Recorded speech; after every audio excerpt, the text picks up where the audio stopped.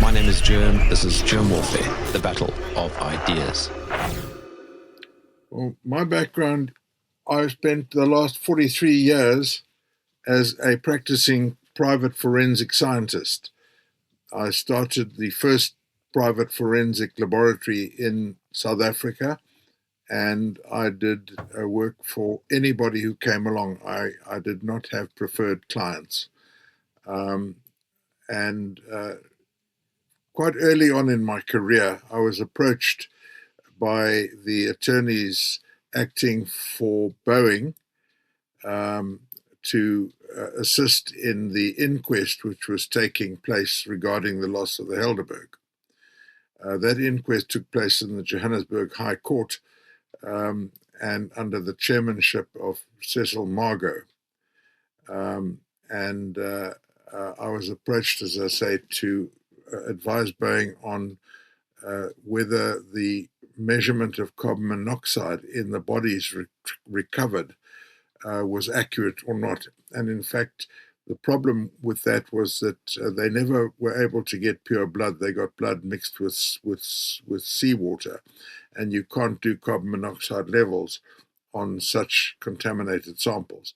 And as far as I knew, that was the last of my involvement with the Helderberg until a fellow called Norman Chandler, working for the Saturday Star, started publishing a number of sensational articles about the loss of the Helderberg and making a number of claims. And the next thing we heard was that the newspaper was being taken before the press council and was going to be panel beaten over these columns that had been written by Norman. I then got a phone call from a man by the name of Peter Reynolds, who headed up, I think the firm was Weber Wenzel. I can't be sure of that, it's 30 years ago.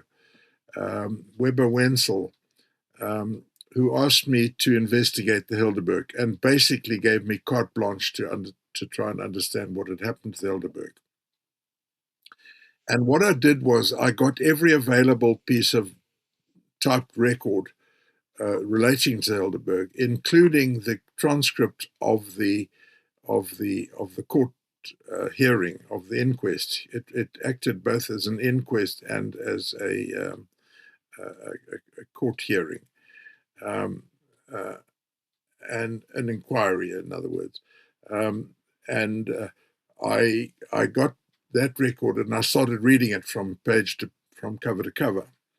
And on page 55 of that record, so it's early on in the record, I came across something which I considered to be the smoking gun.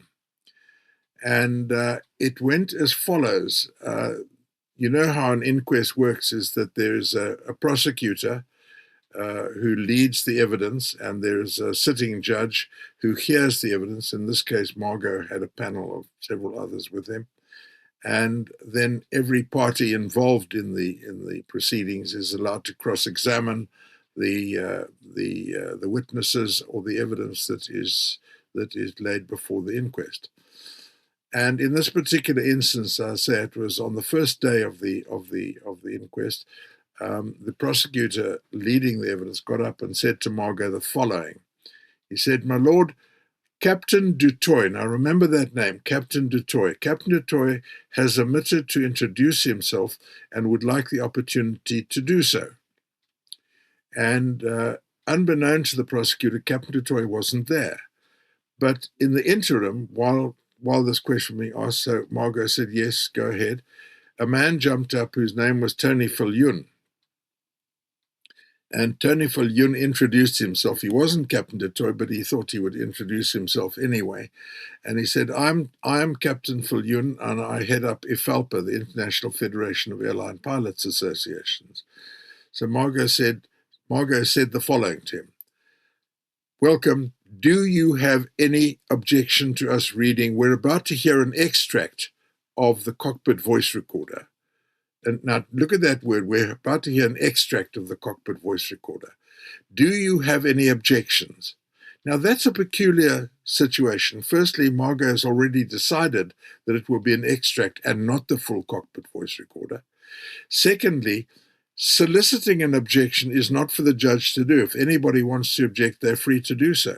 But soliciting it is a bit odd.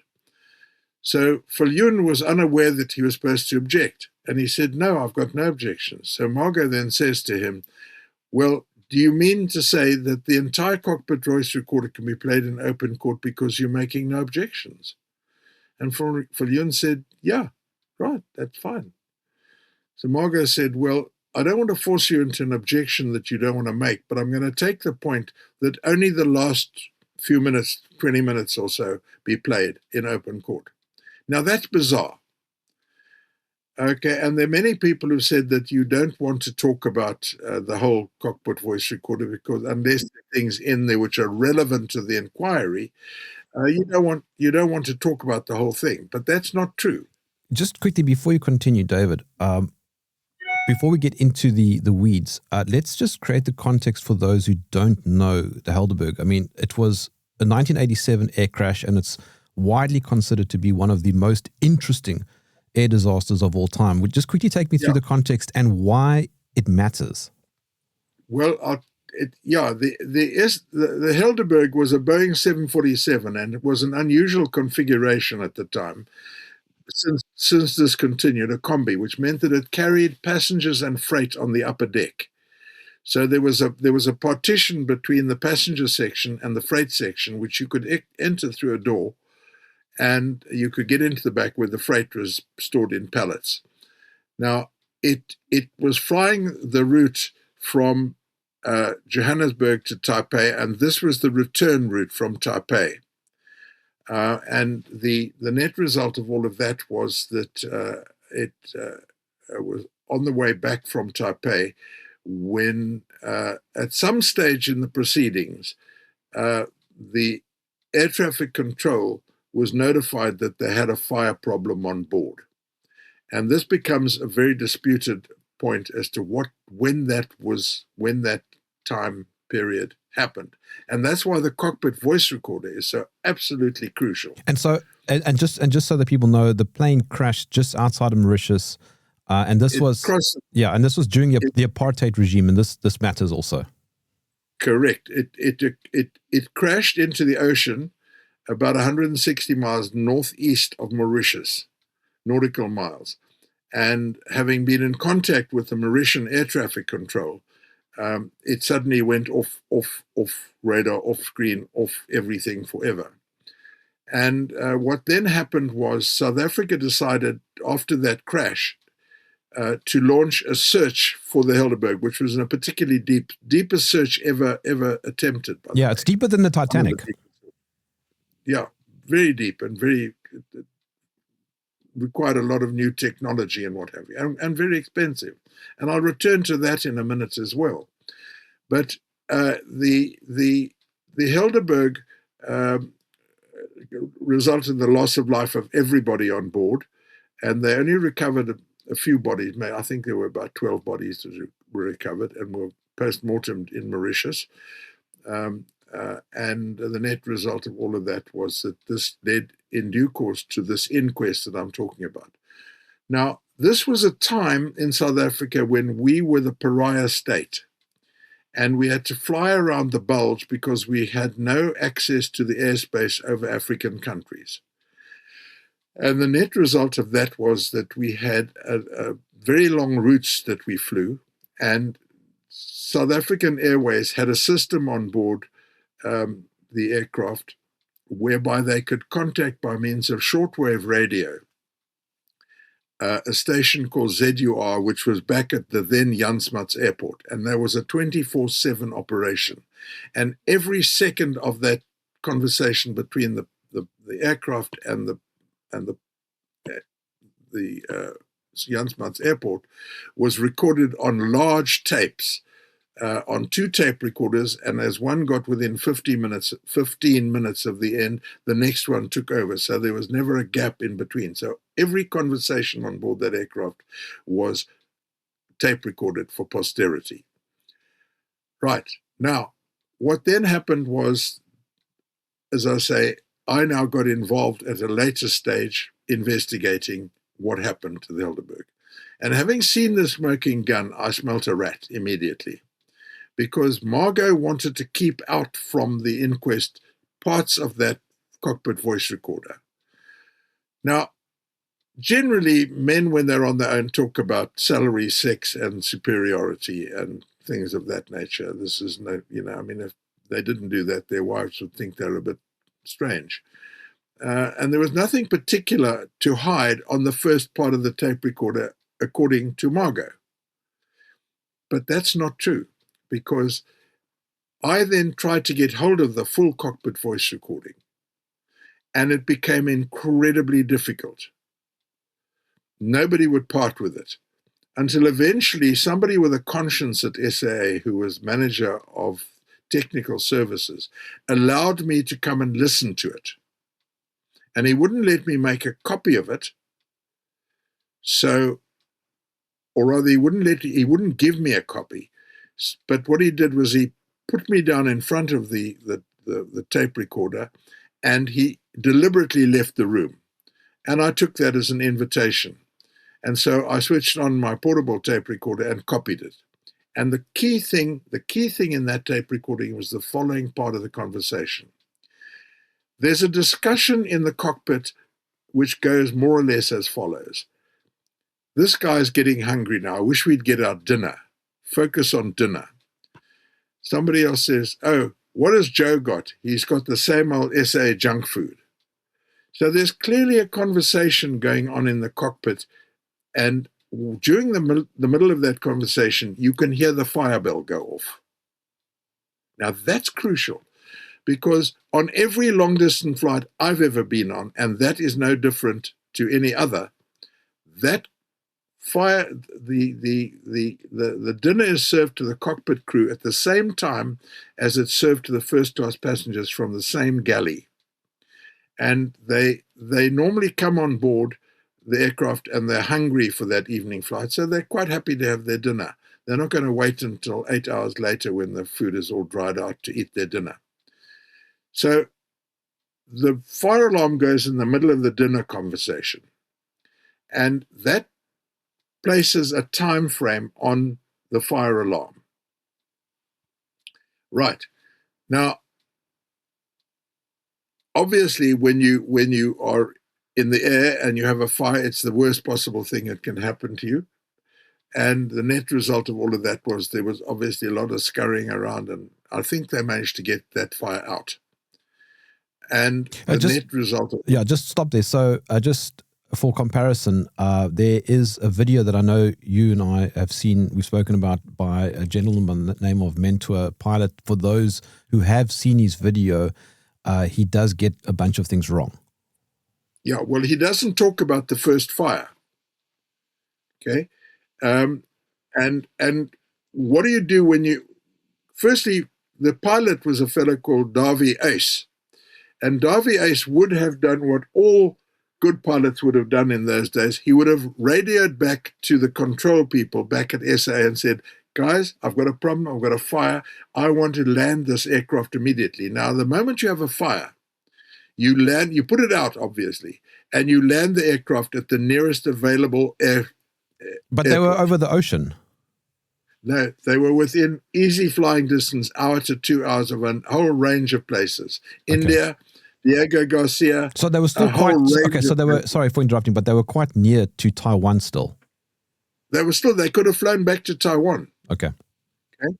Now, he was told, and this has become a very disputed part, and I've received a lot of criticism for my comments that I'm going to make now. He was told to fly on. And a number of people took grave exception to that, saying nobody could force a pilot to fly on against his will in an emergency. The only problem was that Ace knew about the illegal cargo on board. And had he landed in any one of these unfriendly countries on that Indian Ocean rim, he would have been in deep trouble, because they would have looked in the hold, found the cause of the fire, and Ace would have traded his pilot's chair for his jail cell there and then. They would have arrested him. There was illegal cargo which Ace knew about. And what was that cargo? South Africa was in the middle of a border war, if you remember correctly, and it was very hotly contested to prevent the Russians coming down into Angola and having a communist country right on our doorstep, as it were. And South Africa, in the way that it's been happening ever since, has been fighting a proxy war for Britain and America. Britain didn't particularly want a communist country overflowing into South Africa, and America certainly didn't want that. They didn't need that on the doorstep of South Africa, which was quite useful to America at the time. And the net result of all of that was we were fighting this proxy war. And South African troops were deep into Angola. And at about that time, the new MiG fighters came out. I can't remember which number it was. It was a very high-tech new MiG fighter which had superior performance. And it began to be clear that it was outperforming the aging fleet of aircraft which the South African Defence Force had. And if I remember correctly, 2 of our Mirages were shot down. Now, if you lose the air war, you lose the ground war. It's not a good thing to not have air cover when you are fighting far from home. And so there was panic amongst the top echelons of the Defence Force. And one of the problems they had was that the rockets, the air-to-air and surface-to-air missiles they had, air-to-air missiles in particular, were not being able to deal with the MiG problem. So they needed to have a better, faster, smarter, more useful missile. And Arms Corps had a facility in Somerset West and up on the East Coast where these missiles could be more. They made the missiles and they fueled them and they made the fuel and they did all of that. They were well able to do that. But making a new fuel is not just an easy thing like just making a new fuel. You've got to test it and it takes time. And you've got to make a sample, run it, see if it works, see if it doesn't work well. And it's not a simple thing. It's not simply like just putting 2 and 2 together and getting 3. So the net result of all of that was that they needed a fast solution, and they needed it now. And what happened was that probably America, CIA, one of the Americas, shadow organizations, probably under Ronald Reagan, agreed to supply South Africa with a high-performance rocket fuel, which is made of ammonium perchlorate. And I'll tell you a bit more about ammonium perchlorate. But that fuel was shipped across to Taipei and was stored at Taipei for a while. And they knew that Taipei had a fairly lax inspection policy. They didn't inspect everything. And they certainly were very friendly to South Africa at the time, if you remember. And it sat there until the Helderberg arrived to pick it up. Now, ammonium perchlorate is an exceptionally dangerous thing to carry around. It's fine if it's in a rocket, and it's fine if it's in a contained form like that. But it is susceptible in its normal form like that to autoignition. If you drop it, it will ignite. And the Helderberg had this dangerous material on board, and they had left Taipei late that evening. They were delayed by a couple of hours. And the net result of all of that was that they ran into a tropical cyclone of some very bad weather in the South China Sea. And that shook up the cargo and ignited that which would have been within 2 hours of takeoff, which corresponds to the dinner being served, which corresponds to that tape recording of the cockpit voice recorder. The official story is what? The official story was that it caught a light for some unknown reason just outside Mauritius and crashed into the ocean, and nobody knows why. Okay. That's what Margot found. After an exceptionally expensive inquest, Margot's conclusion was there was a fire on board which caused the loss of the aircraft. Now, I could have told you that before the inquest started, because the captain's first words to Mauritius air traffic control was, this is 295, we have a smoke problem. Now, there's an English saying, where there's smoke, there's fire. So I didn't need an inquest to tell me that. But what Margot didn't tell everybody was the wider background and context of this whole fire. Because if Ace had landed, he would have blown the whole thing. South Africa would have been finished in world air traffic. They would have been taken out the skies. That's only one thing. And secondly, the people on board that aircraft would have had a significant damages claim against SAA for carrying such cargo. So that was in South Africa's big interest to make certain that that was never found out whatsoever. And it was in Captain Ace's best interest to continue flying. He had no choice. Being party to the illegal loading of it and agreeing to take off with it on, he became an accessory, and he was not going to get away with that. And he knew that. And his best gamble was to make Mauritius, which was friendly to us, and make certain that the cargo was properly covered up. And they were due to land at Mauritius. There was a relief crew waiting for them at Mauritius. But not on the main runway, if I'm correct. No, it was the main runway.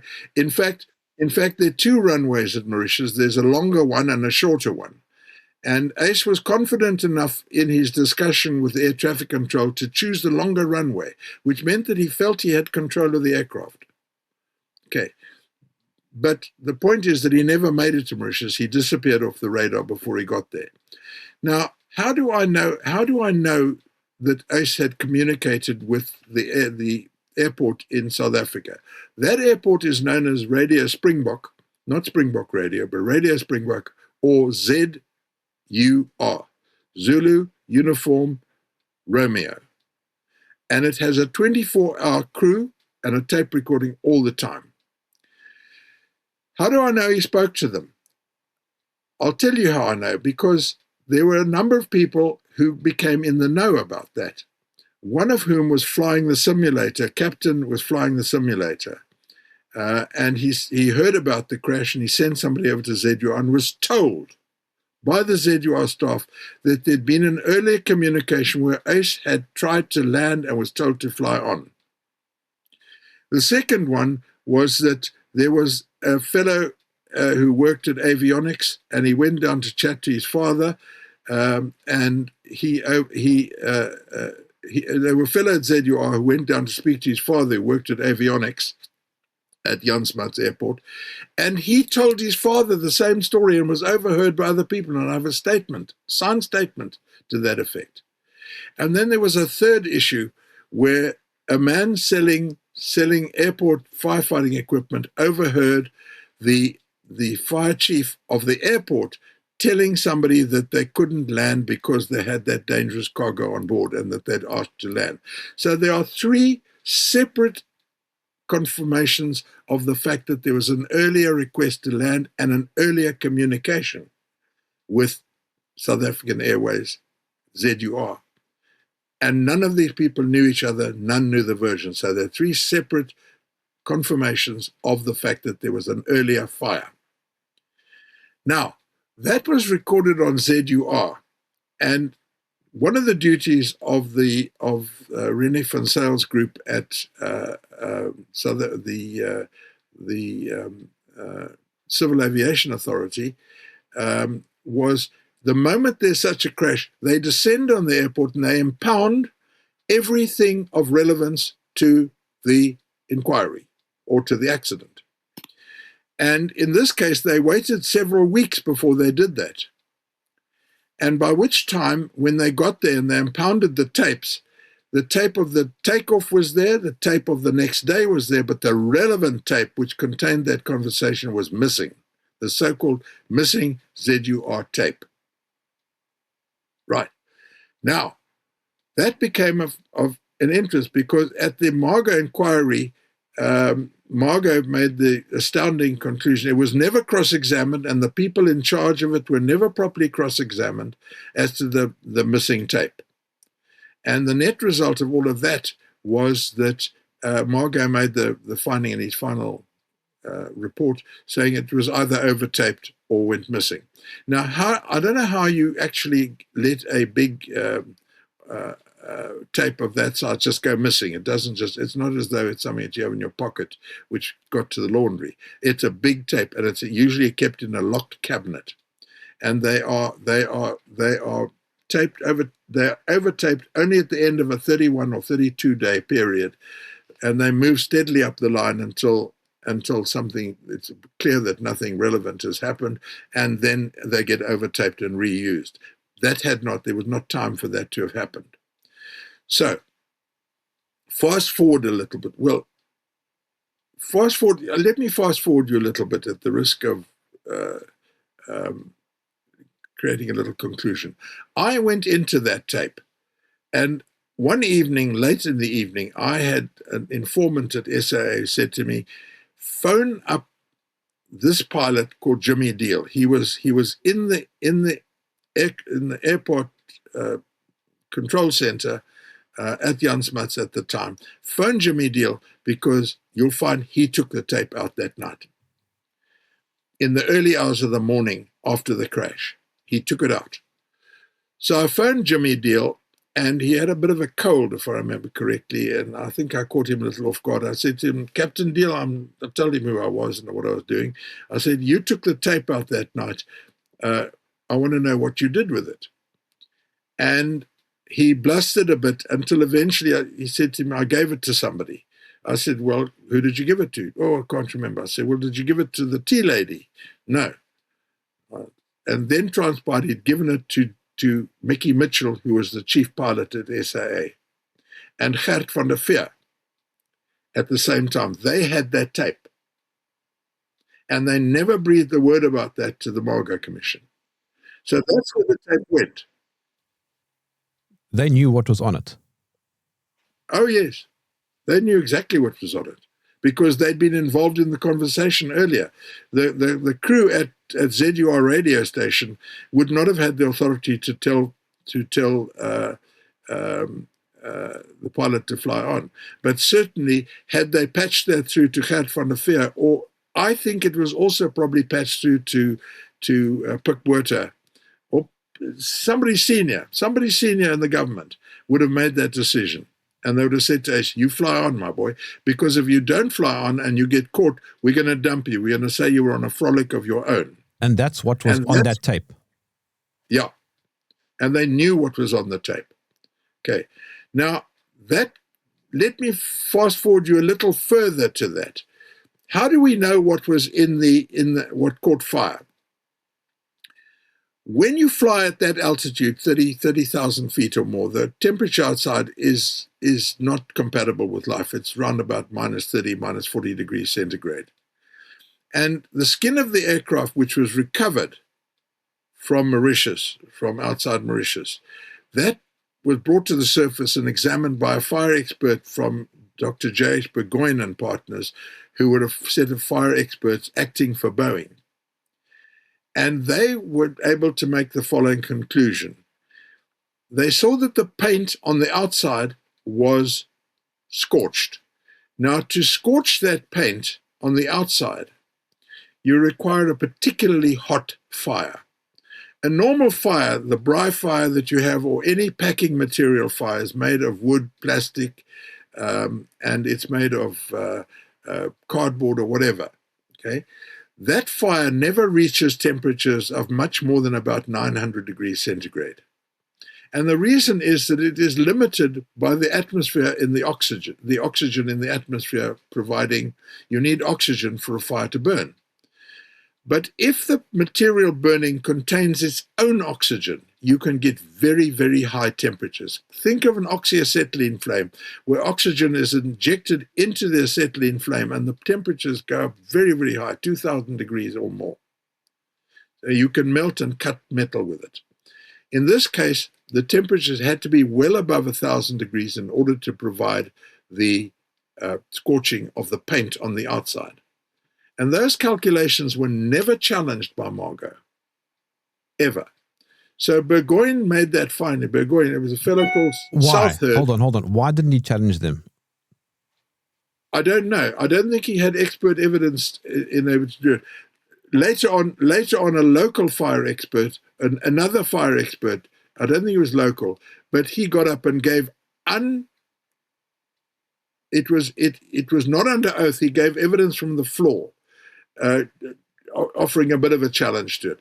But as far as I'm concerned, the Burgoyne report is worth far more than that untested evidence from the floor.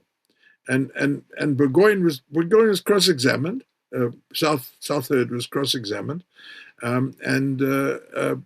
as far as I'm concerned, that evidence stands. And we know that the skin was scorched. And in fact, it's quite an interesting little experiment, and your listeners can do it. You can take a plastic bag, an ordinary plastic bag that you put in the fridge, and if you put a lighter underneath it, it will burn and scorch and wither and crinkle immediately. However, if you fill it with water, you can heat that water over an open flame. It won't, because the heat is carried away so quickly by the outside, so it never reaches the melting point of the plastic material or of the skin of the aircraft. So we know now that there was something untoward in that, and we know that South Africa needed to get that material over, and we know that the authorities knew that it was illegal, and not only that, they knew, other people knew. There was the agent in America who knew about the thing. He was told to be quiet about it, and he was told, shut up about it. People told him, you don't talk about this. And somebody had told him that there was this stuff on board. He had to represent SAA in Taipei. He was the agent over there, and lo and behold, I have a statement from him. One of the children born after his father died on the Helderberg is a fellow by the name of Peter Otson. Peter flew over to where this fellow was living and took a statement from. Peter was a trained attorney. So we've got that piece of evidence as well, that people on that side knew.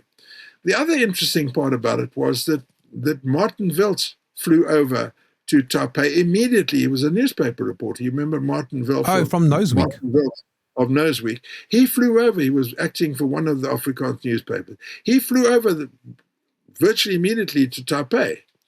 And he discovered some very interesting things. He found that the entire manifest for the Helderberg had been destroyed, put through a shredder. You don't do that.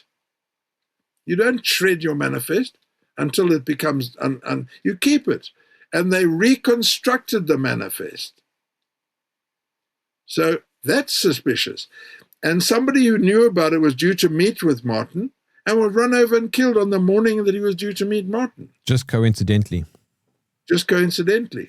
So from that point of view, there are a number of things that happened to the Helderberg, which all point in the Helderberg carrying illicit cargo, which self-ignited and caused the loss of that aircraft. The plane took off from Taipei on its way to South Africa. Correct. Captain Ace knew that there was contraband before taking off. Correct. Dinner was served approximately 2 hours into the flight. There was the fire bell that went off, which meant that they were still quite near to Taiwan. They could have landed anywhere, but he was told to continue going. Yep. So something at this point had ignited at the back of the plane. Okay. There was a first fire. Right. Now, there's something more important about this. When the flight, all the flight crew were killed, and the Engineers Association, the Flight Engineers Association, which there was one, got together and worked out that this whole narrative that was coming out could not have happened that way. And they prepared a report for Margot. And what happened was that they prepared this report and handed it to Margot. And Margot called them all into his chambers in the presence of the attorney for SAA and other SAA representatives, and told them, drop the report. don't push this, because and one of them, and I got a statement from the wife of one of these people, signed statement, that they were told it's dangerous for your health. You don't know what you're doing. It's got security implications, and for your own safety, drop it.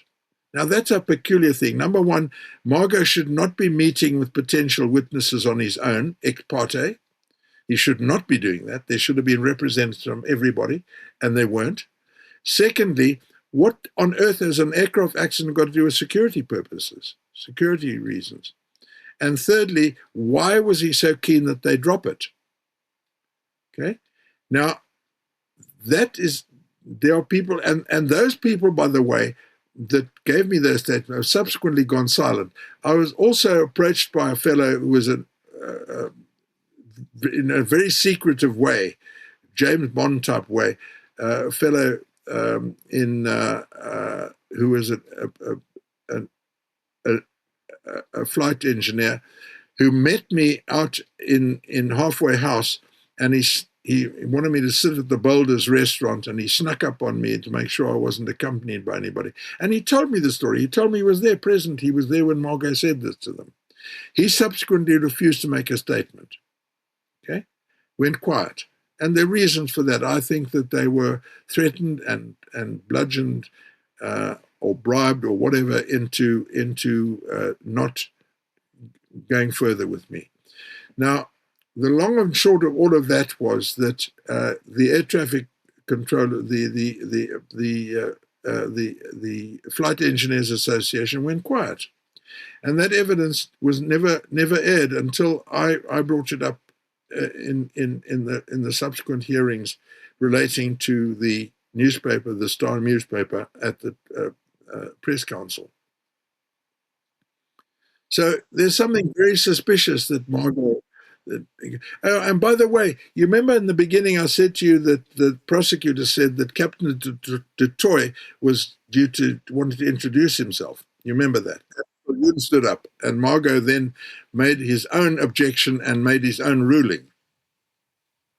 Now, the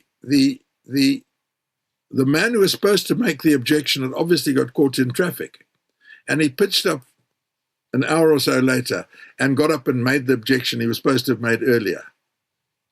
So you can see that was a stitch up there. The other thing that was said on the beginning part of the tape was a woman comes into the cockpit and says to Ace the following. I'll translate it for you because it was in Afrikaans. She said, "Captain, you must look after us tonight." Now that remark is irrelevant at the top of descent where they're about to go down into Mauritius, because if he hasn't looked after them by then, it's too late. That remark is only relevant at the beginning of a flight. It's also a weird comment to make. Well, no, it's a sort of banter that crew would make. Oh, look after us tonight, Captain. You know, Right. So it's just casual. A casual banter. Okay. Now, all of that points in one direction to the dinner being served and to the earliness of the flight, because the cockpit recorder only records half an hour and tapes over itself. So it was a half-hour tape recording, and it didn't tape over itself for the simple reason that the fire burnt through the power supply to the cockpit voice recorder, which is situated in the tail. And that flight recorder, it kept the information that it had on and didn't overtape itself. And it was recovered. Now, Robert Kirby did me many favors, not least of which by running a satirical comment. You remember he used to be a columnist for the Weekly Mail and Guardian. Okay. And he took grave exception to me. He wrote a number of scurrilous pieces about me, which I used to find very amusing. He used to devote a whole page to me at the time of the Helderberg. And what a fool I was, and more. So that no pilot would ever allow himself to be overruled by anybody else. He was the king of the craft. He could do whatever he liked. He misses the point that once you've committed a criminal offense, which is to take on board that material, he was no longer the master of his own fate. He was in the hands of his masters, the puppet controllers. That's the one thing.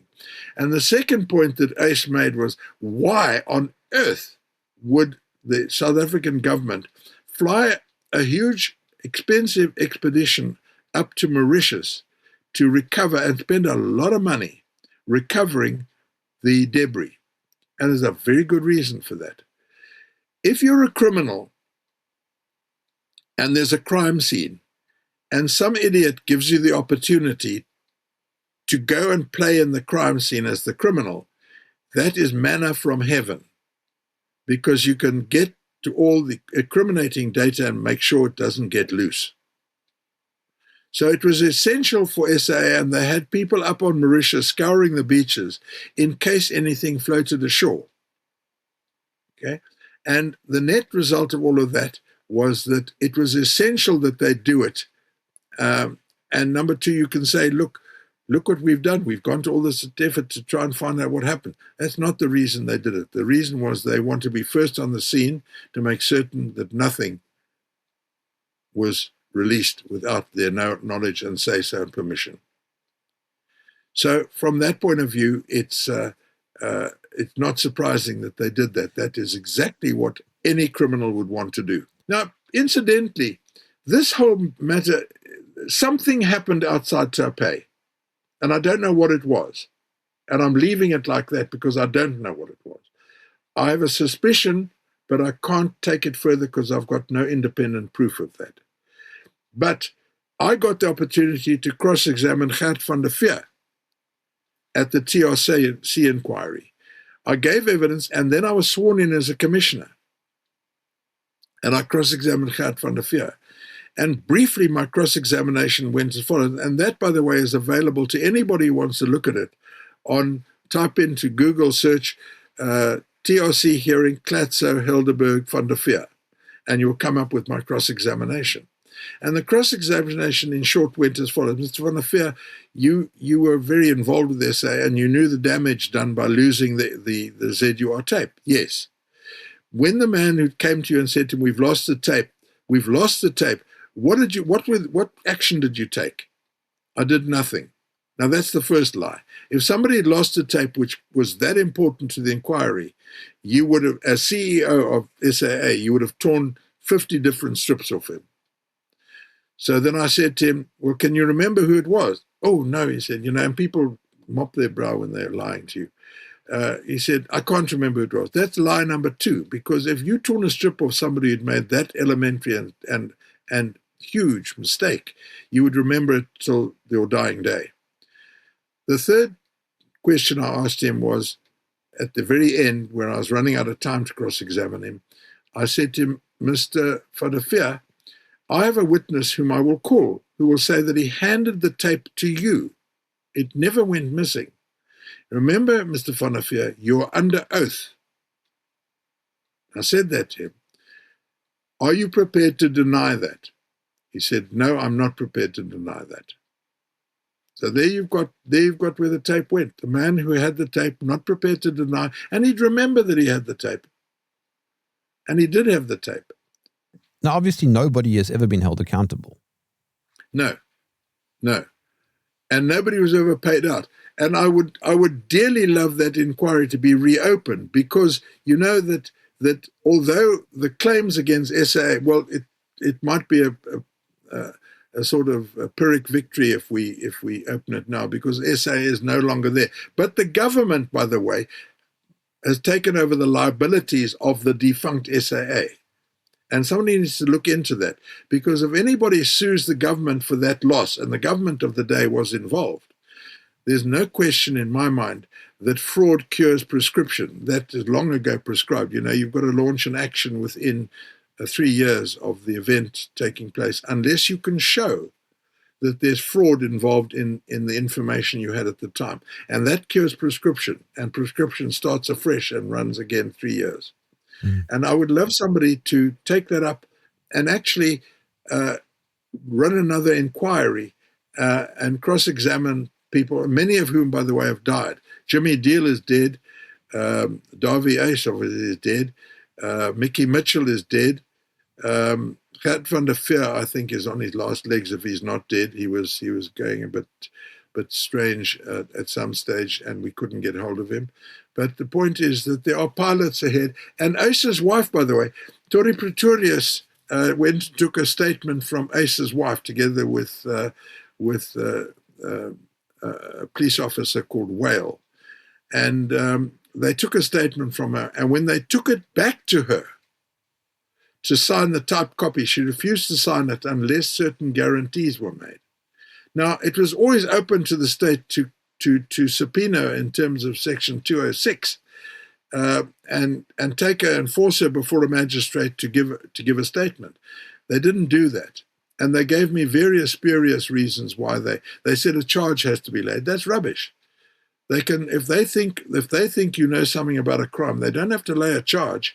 They can 205 you, and you can ask any journalist who was was it 205 or 206 who was subpoenaed in terms of that act to give evidence and locked up if they didn't give the evidence.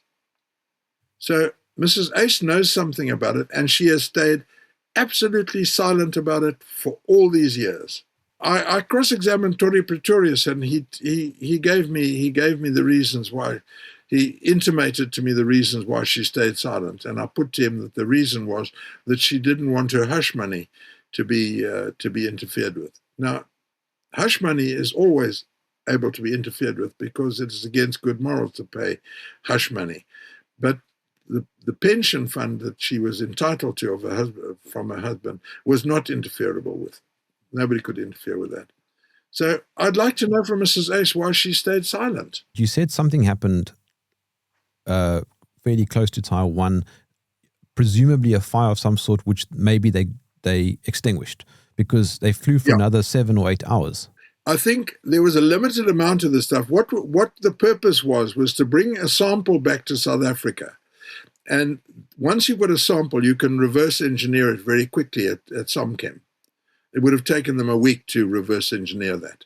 So from that point, or maybe even less. But the point is that once they got that far out, they thought they could make it once they'd been told to fly on. And I don't know what happened, whether it reignited outside Taipei or not. But something happened to cause the loss of the aircraft. And I think it broke up in midair. So maybe an explosion of some sort in the sky. No, it won't explode. That sort of stuff, you can take gunpowder, which confined in the cartridge case will explode and push a bullet out quite quickly. But if you take that propellant in the cartridge case and put it on a saucer and light it, it just burns very quickly. And the same is true with ammonium perchlorate. But it is certainly not allowed to be carried on civilian airliners. And it would have burned. And by the way, the normal fire extinguishing methods to put out a fire, to deprive it of oxygen, would not have worked because it had its own built-in oxygen into the molecule of ammonium perchlorate. Perchlorates are notoriously unstable. The cargo was at the back, behind the passengers. Smoke would have come into the main part of the plane. It did. Okay, that's another very interesting part, because in the Manchester air disaster, which occurred, I think it was a 737, caught fire on the runway. It took them about less than a minute to get everybody out, and there were significant casualties in that, deaths in that from smoke inhalation. And the reason is quite horrible, because when you burn the plastics, the seat covers, the seat cushions in an aircraft are made of polyurethane, and the plastics of the wiring in the aircraft are made of polyvinyl chloride, PVC. And because of the limited oxygen in the atmosphere, you would have produced significant amounts of carbon monoxide. Now, those three, when you burn polyurethane, you make hydrogen cyanide gas. And remember, hydrogen cyanide gas is the gas that the Americans used to use in the gas chamber for killing people. And if you mix that with burning PVC, which produces hydrogen chloride, which is pool acid in a vapor form, and you mix those two with carbon monoxide, you've got a lethal concoction within 3 or 4 breaths, which will kill you stone dead. And we know that We know that the passengers, everybody in that aircraft, were all huddled in the first class compartment, and we know that because they had to trim the aircraft out to fly with the passengers all sitting up or lying around in the front of the aeroplane, and we know that because they recovered the tail, the ball joint on the elevators, on the trim stabilizers. And those ball joints, you can calculate exactly how the plane was trimmed. So they pushed all the passengers to the front. Correct, to try to get them away from the smoke. But I think by the time Ace was near Mauritius, I think after the first fire he had deaths on board, because there's nowhere for that smoke to go, and that smoke is very toxic. So I think he was flying a coffin back to Mauritius. Now, just as a matter of speculation, David, what do you think might have happened had he landed in Mauritius? Had he landed in Mauritius, well, the first thing, somebody would have examined the cargo hold. And that would have been very much more difficult to keep under wraps. And by the way, what do you do with 150 odd passengers are dead? You tell their family, sorry, we fly your way. I don't think so. There would have been no way of concealing the bodies. So it was a dead end for ACE and for SAA, no matter what. If it got to Mauritius, it was the end of SAA. So then, do you think he might have actually crashed the plane in that case? No, I don't think so. I don't think ACE was going to commit suicide to protect SAA. Right. He was going to let the events unfold as they unfolded. Yeah, and they just simply couldn't make it. Didn't make it, no. Just as a matter of trivia, for those who don't know, we keep saying Helderberg. That was the name given to Flight 295, and Helderberg is an Afrikaans word. 295 was the name of the aircraft. Yeah, and Helderberg means bright mountain, basically in English. There's an area, a suburb of Somerset West called Helderberg. Yeah, which is not far from here. It's not far from where I live. Yeah, you're in the shadow of it. Mm. And we all live in the shadow of the aircraft accident. Yeah, what do you mean by that? Well, people often say, why do you continue about it? I think that if you allow a government to get away with what I consider to be a mass murder, any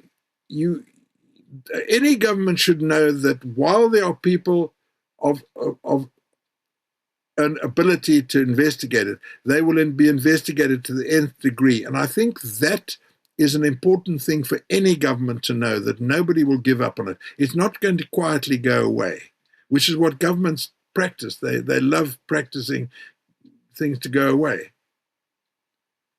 So from that point of view, the Helderberg should never be allowed to rest.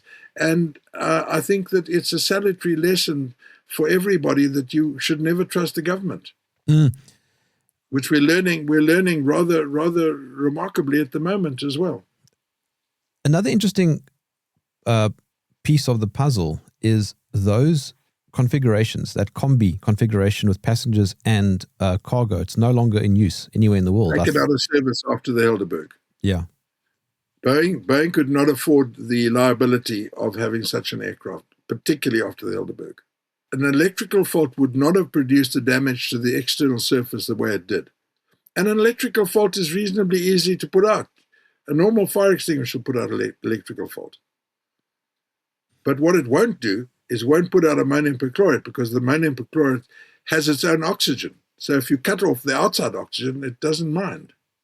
And do you think that the Taiwanese knew? Yes, they did. So that they knew what was being packed on the plane, they just kept quiet about it? I suspect so, yeah. The funny things that happened in Taiwan, the destruction of the manifest, that manifest should have been impounded. And do you think that the Mauritius authorities knew? No, Okay. I don't think they knew. No. The air traffic controller didn't know whatsoever. He was trying to guide the aircraft in. There's a tape recording of that last conversation, which you can probably get on YouTube. Yeah, just as a matter of trivia, also, Mauritius is about 4 hours flight from Johannesburg. So it was just a bit too far. Yeah. And particularly seeing we had to fly around the bulge to get there. Yes, because of apartheid, and we were sanctioned, so we weren't allowed to go over any African country. Correct. Well, you didn't have to fly around the bulge to get to Mauritius, but it's the reason why we had ZUR set up. Okay, so we now what? 40 years away from that incident? Well, it's 1978. No, 87 you mean? 87, sorry, 87. Yeah. Do you think it will ever be reopened? My dyslexia kicked in. Do you think it will ever be reopened, or do you think the truth will ever come out? I don't know. You know, I didn't think the truth about the hit squads would come out until Nofamela was on death row and spilled the beans. And then it all came out. I've presented this evidence as I've given to you today. I presented it at the Truth and Reconciliation Commission, and it's all written down in my book, Steeped in Blood. Shall I hold up a copy for you? Steeped in Blood. Okay, that book is still available on Amazon. So other than Captain Ace's wife, who do you think is still alive who might know the truth? I don't know. They get it. Anybody alive is getting on in years. And in fact, they're dying off. I just want to repeat something that I said earlier. We mentioned that YouTube channel Mentor Pilot, and that's a very big channel. I think it's 3 or 4 million subscribers. A lot of aviation stuff there. If anybody does watch the video on the Helderberg, they must remember that he does leave out a lot of important information. Half of what I've told you. There's another thing which I haven't told you. Sometime in the middle of all of this, I persuaded Tony Leon to ask a question of the minister in Parliament, which he did. And she sent somebody whom I know, who was her researcher, off to go and research it. Just for clarity, Tony Leon was opposition leader. The leader of the opposition. He asked this question in Parliament, and this woman who's now dead, the minister, sent this man off, who I shall not name because he's got money and he'll sue me. She sent her researcher off to go and research it, and one of the intelligence agents said to him, "Why are you bothering? We all know that it was rocket fuel on board the aircraft." And there's a statement to that effect which he would not sign.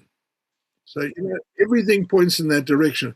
There's been a recent I think it's an MWeb production where I participated, where they tried to put out another narrative, and the two fellows who countered my argument were invited by me for a public debate, and very wisely they declined. Yeah, I mean, as I said to you previously, I don't know anybody who knows as much about the Helderberg as you. Well, there you are. It's the defining moment of my life. Okay, David.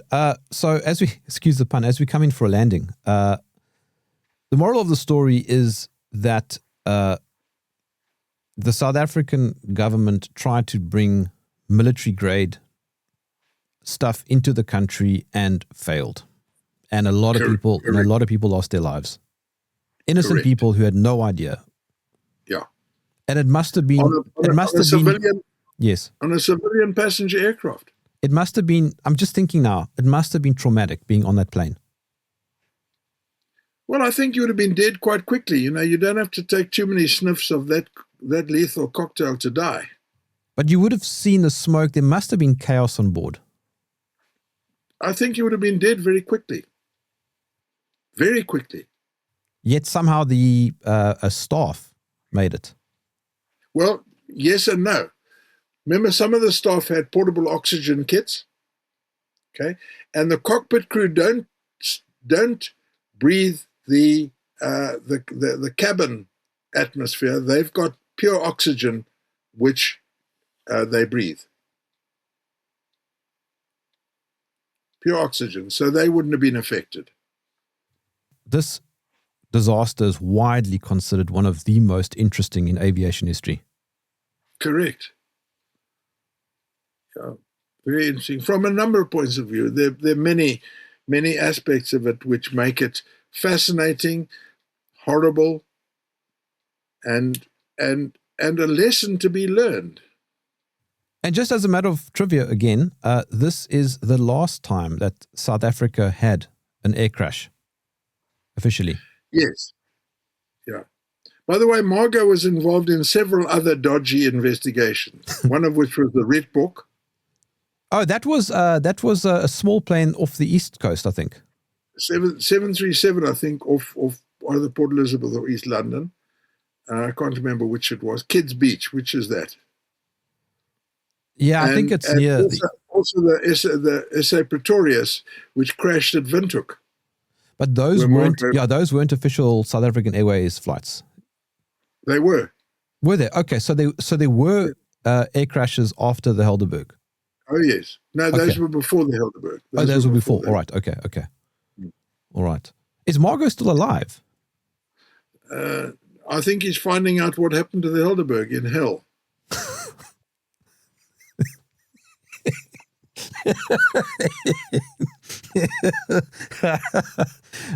David, how can I get your book? How can I follow you? How can you follow me? I'm not sure what you mean by that question. You can get hold of me on my. I'm available on davidklatzow48@gmail.com. My phone number you can put up on the screen if you want to. Anybody can contact me with other informational queries. When I say how can I follow you, that's a social media kind of question. Just remember, I'm BC, before computers. No. David Klatzow, thank you for joining me in the trenches. Okay.